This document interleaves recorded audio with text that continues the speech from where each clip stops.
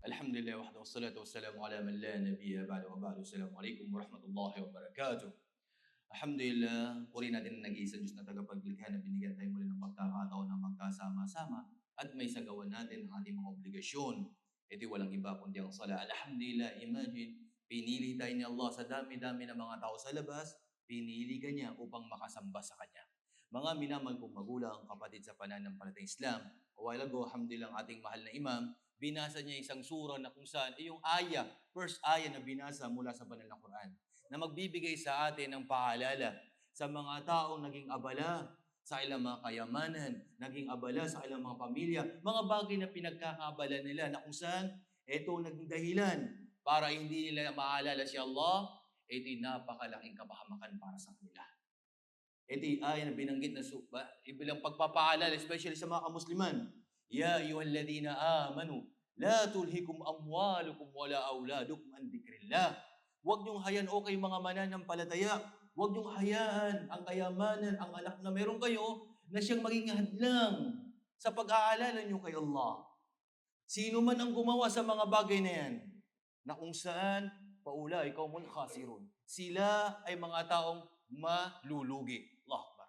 Sila mga taong malulugi, na hinayaan nila ang kailang pamilya, ang kayamanan, ang pinagkakaabala nila sa mundo, naging dahilan para hindi nila maalala si Allah, ito magiging dahilan ng kailang kapahamakan sa mundong ito, lalo na sa kabilang buhay. At bilang pagpapatuloy ng ayon na binasa ng ating mahal na Sheikh, وَأَنْفِقُوا مِمَّا رَزَقْنَاكُمْ مِنْ قَبْلِ أَنْ يَأْتِيَ أَحَدَكُمُ الْمَوْتُ فَيَقُولَ رَبِّ لَوْلَا أَخَّرْتَنِي إِلَى أَجَلٍ قَرِيبٍ فَأَصَدَّقَ وَأَكُن مِنَ الصَّالِحِينَ. Na kung saan ito naman encouragement. Magbigay kayo, sabi ni Allah. Mga bagay na ipinagkaloob kasi, mga biyaya na meron tayo, anumang blessing na meron tayo, lahatin mula kay Allah subhanahu wa ta'ala. Anumang meron ka, kapatid, magulang, hindi dahil sa kakayan na meron ka, lahat yan ay biyaya mula kay Allah na marapat na ibigay mo ang karapatan nito sa mga taong may pangangailangan. At bago mo sasabihin, eto magsisisi sa kabilang buhay. Eto mga tao na ito na hindi nagbigay ng obligasyon na meron sila, hindi nagbigay ng kawang gawa, mga bagay na inubliga sa kanila, na kung saan sasabihin, sana binalik mo ako ya Allah, na kung saan magbibigay ako, sabi niya, ng sadaka, magbibigay ako ng kawang gawa, pero wala na. Allah Akbar. Batid ni Allah anumang mga nangyayari. Kaya mga kapatid, mga magulang sa pananampalatayang Islam, ito bilang pagpapaalala sa ating mga kamusliman. Ano mga bagay, naging abala ka, mga bagay na kung saan ito naging dahad lang mo para kay Allah, iwan mo yan sa abot ng iyong makakaya. At ganun din, huwag maging madamot, especially sa mga kapatid mo na may mga pangangailangan.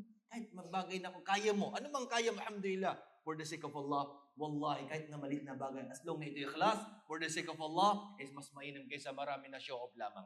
Kaya dalangin ko kay Allah, nawa, ay patnubayan tayo, gabayan niya tayo, at nawa ay pagkalob sa atin ang tagumpay sa mundong ito, sa ating libingan, lalo na sa kabilang buhay. Maraming salamat at hanggang dito na lamang.